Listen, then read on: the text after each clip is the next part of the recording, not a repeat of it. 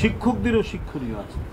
একজন শিক্ষকের কাছে তার ছাত্রছাত্রীরা যে মানে সন্তানের চাইতেও অনেক বড়, সেটার দৃষ্টান্ত দেখিয়ে গিয়েছেন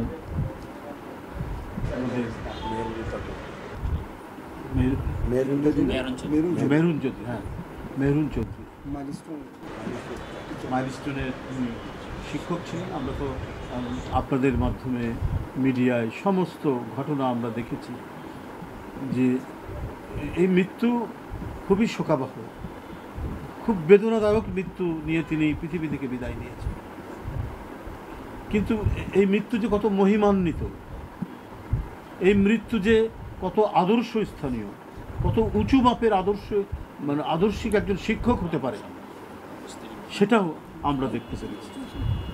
আমরা যারা নিজ নিজ কর্মক্ষেত্রে কাজ করি, আমাদের অনেক কিছু শেখার আছে, অনেক কিছু জানার আছে। এখন যারা সমাজের এই অভ্যন্তরে কোনো সেলিব্রিটি নন, তিনি কোনো ধরনের তার ওই ধরনের জাতীয় পরিচয়ের যেখান থেকে সৃষ্টি হয়, রাজনীতি করেন না, তারপরে কোনো সেলিব্রিটি নন, কিন্তু তার অধিক্ষেত্রের মধ্যে একজন শিক্ষিকা হিসাবে ছাত্রদেরকে সন্তানের মতো ভালোবাসা দিয়ে, শুধু ভালোবাসা, শুধু শিক্ষা দিয়েই নয়, তার জীবন বাঁচাতেও যে উৎসর্গ করতে পারে নিজের জীবন একজন শিক্ষক, এটা আমরা হয়তো ইতিহাসে বা বিভিন্ন গল্পে পড়েছি, কিন্তু বাস্তবে পাইনি।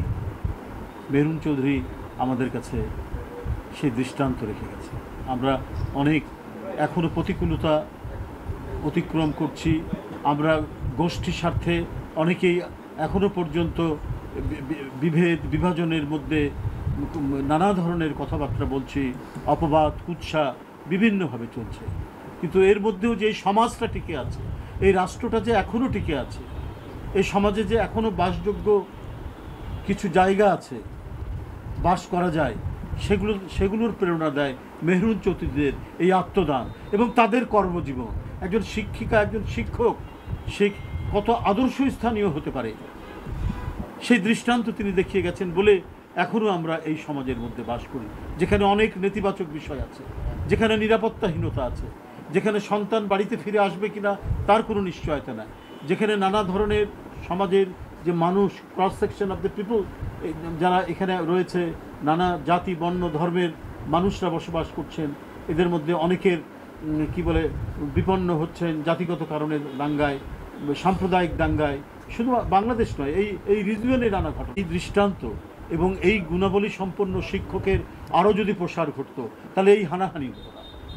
কদিন আগেই একটি হিন্দু গ্রামে ভাঙচুর হয়েছে, সেখানে লুটপাট হয়েছে, তো এগুলো কেন হবে? এক সমাজে আমরা বাস করি, এটা তো হওয়া উচিত নয়।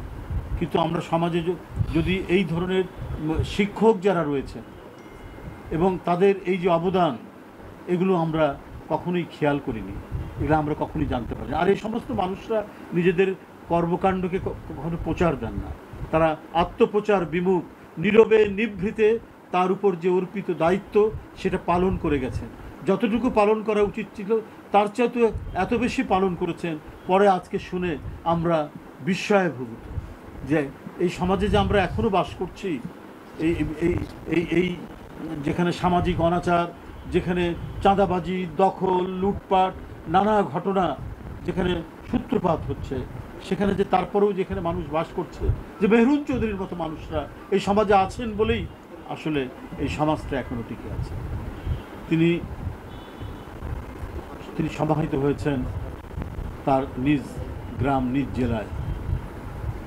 এখন হয়তো আমাদের মাঝে নেই, কিন্তু আমরা যত বেশি তার সম্পর্কে আমরা জানবো, আমরা যত বেশি সে জেনে আমরা বলবো, শুধুমাত্র নিজের আত্মপ্রচারের জন্য নয়, নিজের পরিবারের মধ্যে, নিজের সন্তানদের মধ্যে সবাইকে যদি আমরা এই সমস্ত শিক্ষকের কথাগুলো যদি বলি, আমরা বড় বড় সেলিব্রিটির কথা বাদ দিয়ে আমরা যদি এদের কথা বলি যে এদের মহত্ব, এদের মহানত্ব এত বড়, তাহলে নিশ্চয়ই উত্তর প্রজন্ম, আমাদের সন্তানেরা এরা আদর্শ মানুষ হিসাবে গড়ে উঠতে পারবে, যে নিজের ছাত্রদের বাঁচাতে, সন্তানের মতো করে বাঁচাতে, যে 90% তিনি পুড়ে গেছেন, শ্বাসনালী পুড়ে গেছে, কি ভয়ঙ্কর মৃত্যু যন্ত্রণা নিয়ে তিনি পৃথিবী থেকে বিদায় নিয়েছেন শুধু ছাত্রদেরকে বাঁচাতে।